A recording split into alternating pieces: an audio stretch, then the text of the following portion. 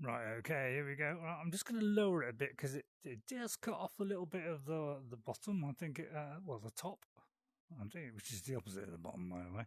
Now, this is the next one in our Skyrim videos, all right?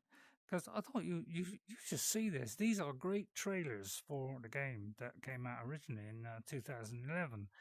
And we're going to go on to the first official gameplay demo from Todd Howard himself, okay, which he does here, but he does this live in front of an audience at QuakeCon, and people are saying, "Oh, Todd, go over there, get, go and jump in the water, catch a fish, go and get a snake, that fox, go and kill the fox. Oh, Todd, they're doing this all the way through, and he's trying to like, yeah, all right, but as he said, this won't be shown at all, although apparently I've got it.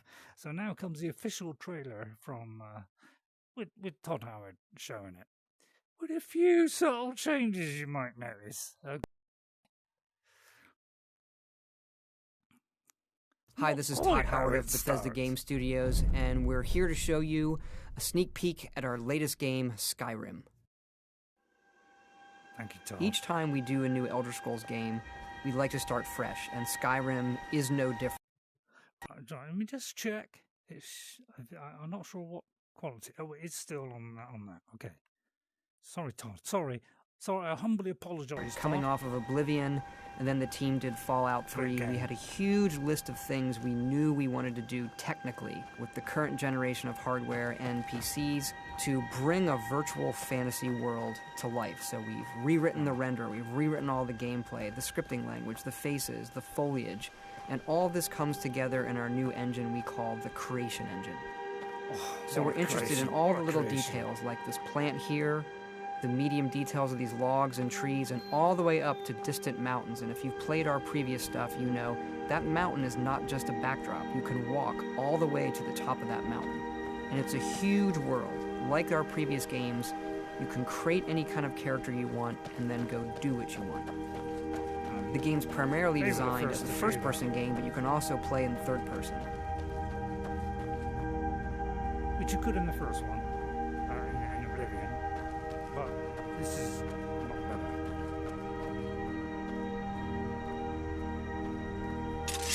Continue, Todd. About you. Our big motto for Skyrim is, you are who you play. So whatever you have in your hands, or whatever you're using, you're going to get better at, and then you're going to level up. The right trigger does your right hand, and the left trigger does your left hand.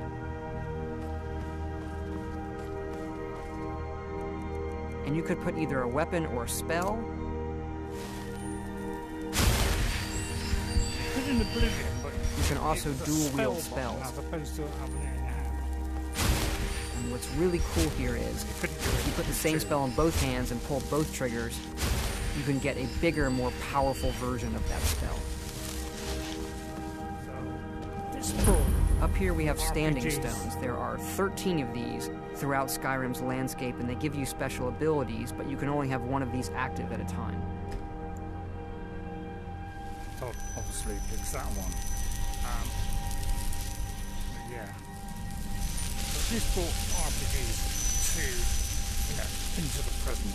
This took it to the next level on RPGs. New mechanics. Just the whole way it trended, they brought gaming forward to RPGs, said the old-fashioned ways. Wise and things.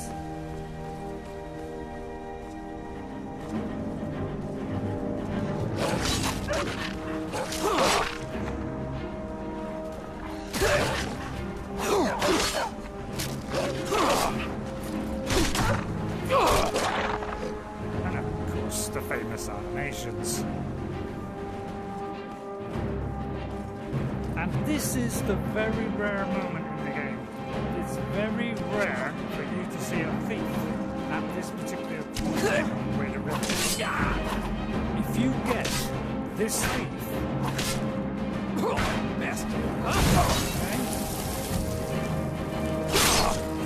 finished by Todd. If you see this thief on the beginning of your playthrough, you will get a very high-level orc at the watchtower on the way to Bleak Falls Barrow, and there's a high possibility. This is your character menu. Here you can see all your items, not just what they do stat-wise, but also what they look like. Each of the thousands of objects you can find can be zoomed in, rotated, and looked at in high detail.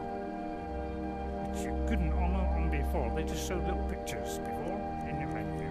Now you can zoom in and rotate it in any direction. As I say, bringing this RPGs to the future. At that time, of course, it's changed now.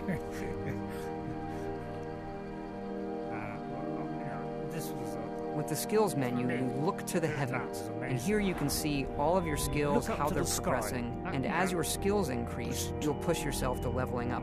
The higher the skill, the more it affects your level progress. And when you level up, you get to pick a perk. Each of these skills has its own perk tree. As you develop your character, it's like the game is drawing this custom constellation for who you are.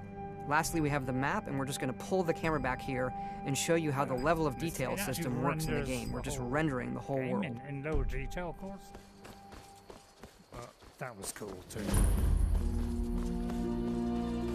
Now, obviously, he's going to miss... A dragon! Do everything. I saw a dragon! Give away too much on this. What is it now, Mother? So we won't go into many conversations. And every day we get visitors in Riverwood. Gerda's family first settled here as woodcutters absolutely a few generations ago. this. She and Hod run the mill. Exactly. I make a decent Because living sharpening God did it axes this and way. fixing the So I sawmill. have to follow our Lord and Master. Here for work? Get an axe. Should Bring me all the wood you my can way, chop. Really, but, I mean, after that, I obviously went different ways. In fact, one way I went completely opposite way. But here's the horse that sometimes appears. There's a good chance this will appear if you see the thief. And I very rarely had that thief turn up in any of my plays. I very rarely have a higher level orc. Which has minced me a couple of times on some of my characters. Just haven't been strong enough to take them out. But that's because I'm stupid. I'm trying to keep it as central as I can with very little movement. There is a stabilization on this as well, so that it will minimize any movement by me. I'm trying to keep this as good as possible. It does crop off the bottom and top.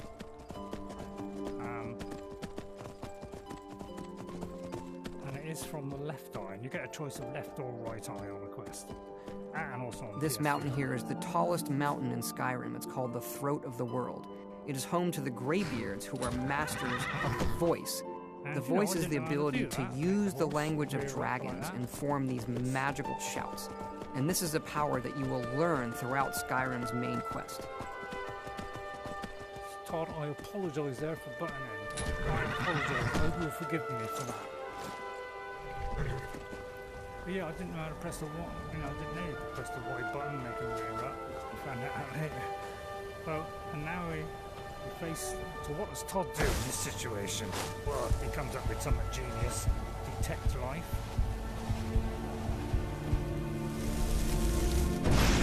That one. Illusion is 77. I mean, come on, Todd. We don't start off on level 77. So therefore, they set the orc onto the archer, and here comes the orc with orc armor on. So this guy's a real toughie with a huge, double-handed warhammer there. But of course, Todd's, should be like level 2 or something by now, or 1. It does seem to be cheating a little bit. Naughty Todd. But he's our god, so we allow him a little bit of, slack. And Todd doesn't shy away, he doesn't creep in. He goes in head first. Wait a minute though, I don't remember a dragon in Bleak Falls Barrow. Todd, what was it? You've done a special build here, haven't you? Come on. I've never seen that ever. Come on, level 125. So yeah, you could say manipulated it a little bit to kind of give you a feel of, oh yeah, this is what you're going to see. And then when you go in, it's like, just like a couple of bandits. Sneaky, Todd, sneaky. Now we're inside Bleak Falls Barrow. It's an ancient Nordic ruin. Long ago, the Nords of Skyrim worshipped dragons in temples like this. And it's one of our over 150 handcrafted dungeons in the game. That dark elf wants to go on ahead, let him. That has been us whiskey. What if Orville doesn't come back? 2 times. So we can do the sneak as well. And this is where he cheats a little bit as well. So we don't loot him, he doesn't want to give away too much. But yeah, glass arrow, glass sword, I don't think so. Debella statue, I don't think so. 102, that, I don't think so. Now he's changing his style. He's showing all the different styles. Twin blades now.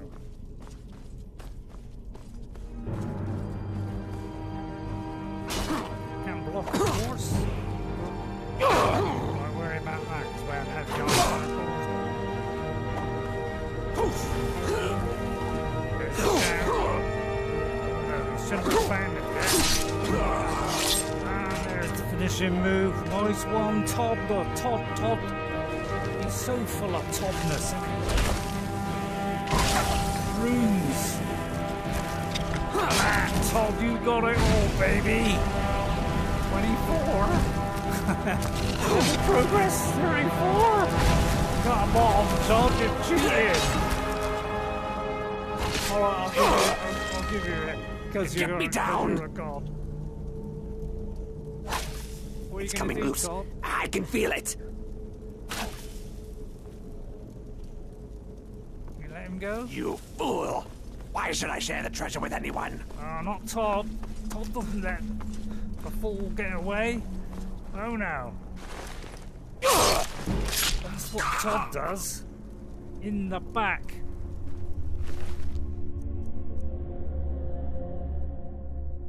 And now we're showing off again this, looking at the golden claw.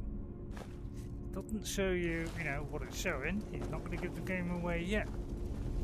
But is he afraid of Dorver? No, he isn't, because he has power above all others, says Todd.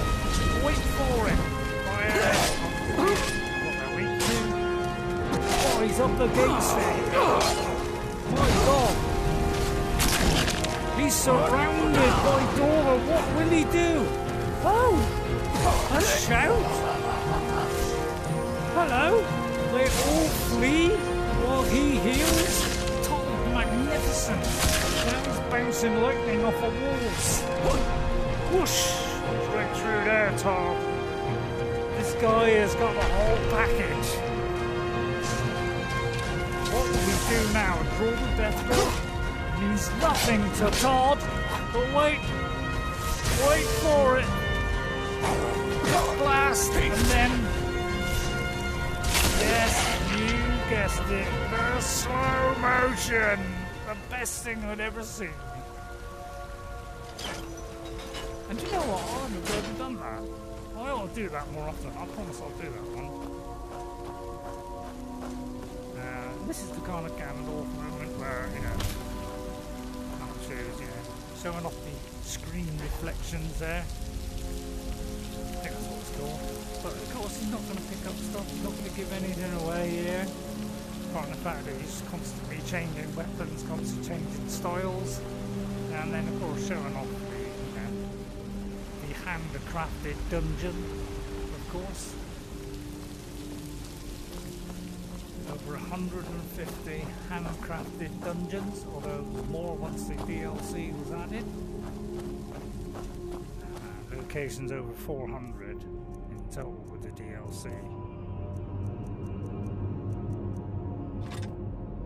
And now we're switching styles again. So we're getting lots of different styles, showing you all the possibilities. Learned Fireball now, so we're going into, I don't know, Spell Sword, I don't know. Call it. Troll. I don't think I've seen a troll there either. So he's bending it a bit. What are you going to do, Todd? Oh, a blast! What, very early in the game? Go, Todd! Oh, he didn't stand a chance. What did he? Oh, straight through the knuckle. Right, tell me where we are. Todd, tell me where we are. Right, now Todd tells us where we are. This is the Hall of Stories, an ancient passageway where the Nords would process their dead on their way to Sovngarde, which is our version of Valhalla, or the Heaven for Heroes. So our dungeons do have puzzles once in a while, and this puzzle's a simple matching one. Shame we got that wrong. Has Todd failed our lore? No, he's just showing off how to do it. The solution to this particular puzzle is etched on the key itself. And the reason he's doing this is because he wants you to do this first quest, to find the Dragonstone, find Lucan's Claw, because that gives you a good leveling up start of the game. But it just meant that I copied every single moment of it, which, you know, didn't work. Which was great. Which some say I've reforged again. And I'll tell you the reason on the next Skyrim stream. That's if you get this in time for it. I hope this comes out alright and you can hear me. Okay, you can't hear me half the time. So I've got to speak up a bit louder than I would normally. What does Todd Up here is a word now? wall where you can learn the dragon words of power. Where he bends the rules a bit more as well. What have we got, Todd? Unrelenting force, isn't it? Unrelenting force? Now I've learned this word of power, and I can unlock the ability to use those as shouts by absorbing dragon souls. Sorry, Todd, I didn't mean to burn again. Please. Oh, a priest here? Really? Never seen that either. But you know, we want you to get an idea of what's in store, mate. A bit remembering of the rules. What are you going to do, Todd, against such enormous enemies? You do. Well, he destroys them, of course. This spell is clairvoyance, and it will draw a path to my nearest objective. Most of the time. Doesn't tell you where the hidden chests are, by the way. And then this is where it kind of bends the rules a little bit. You know. So, that's Demo 2. Okay, Demo 3, straight after this one. I've been enjoying these trailers. They're well worth watching, just because, you know, I saw these and it was sensational. We've now come out the other side of the mountain to Skyrim's tundra.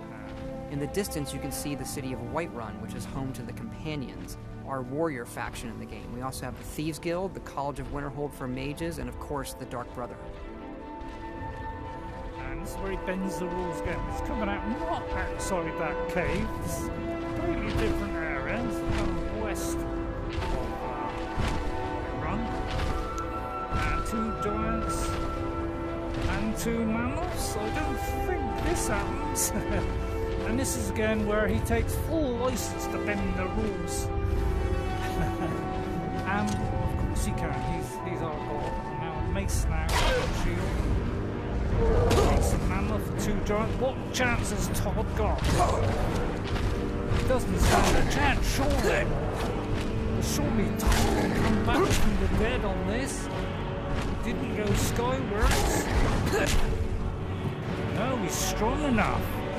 He blocked it. Well blocked. What's that? Fire breath. Oh, but wait a minute.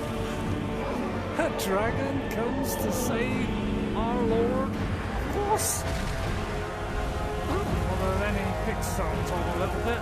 How does Todd get out of this one? Yeah, I know they're easy. A dragon. Not too difficult, are they? It's where he bends the rules a little bit more. What are you going to do, Todd? Faced against such a vicious enemy that just tosses aside anything in his path. Well, there's another fire breath to start off. He's resisting the flames though. Oh, he's taking a terrible bite there.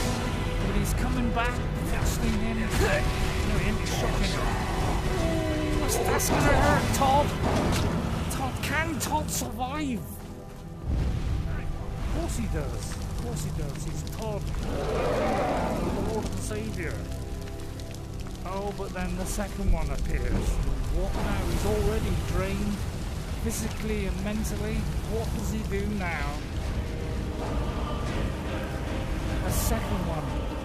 Oh dear, has he got the strength to withstand the second one? Nice one, Todd. A nice fire breath there. Now I've done this a couple of times, gone to the top. But now he does something, he pulls something out of the bag. First of all, fire breath. And remarkably, he's still got some power left. I really need that one never down.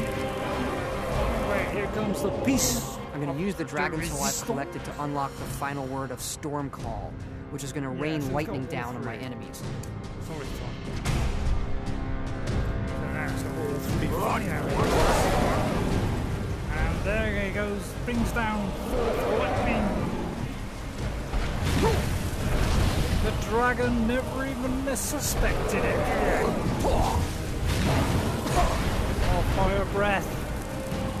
Which he shouldn't be able to do yet. What does Todd do? Goes down and meet his foe. Jumps off of there. But he has the strength to withstand it. He's recovered.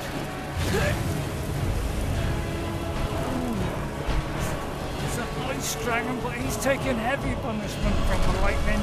And there he goes. He cannot fly anymore. Smashes to the ground. What does Todd do? Goes in with a two-handed axe. Warhammer. Oh, watch out, Todd. He's got a vicious bite. Oh, wait. Wow. You get one of the animations. It's different for every weapon, by the way. Well, you knew that. And there goes the second dragon. Todd the Almighty, we thank thee. And that is the end of demo 3. So those are the 3 demos that Todd presented to the world of actual gameplay. Getting a copyright strike for that. I can't believe it, because I want to see this once again. Take care of that. There we go.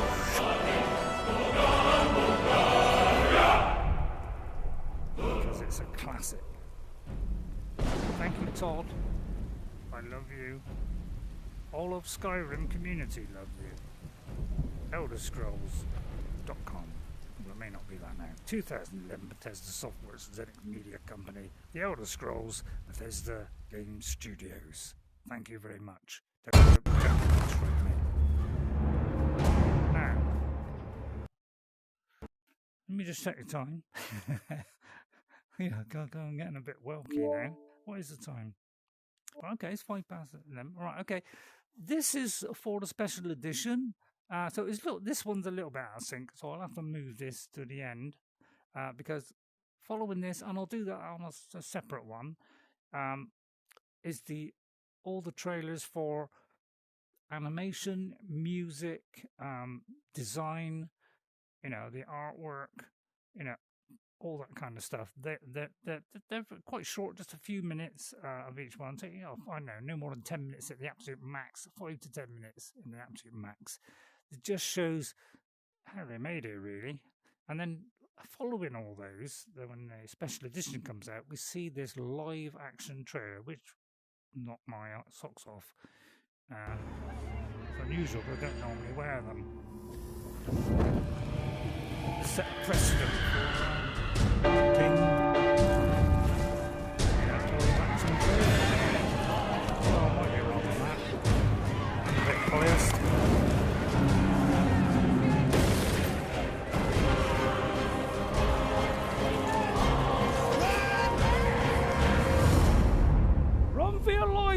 there he is, the Dovahkiin, in the typical Skyrim Dovahkiin outfit.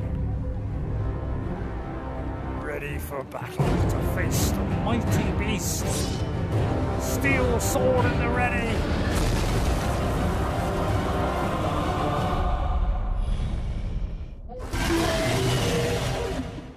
Wow. That knocks my socks. I mean, that was amazing. Right, okay, we'll stop that because it's got sexual themes. Although that meant nothing. So then we get all the rest of them. And I will do this at another time.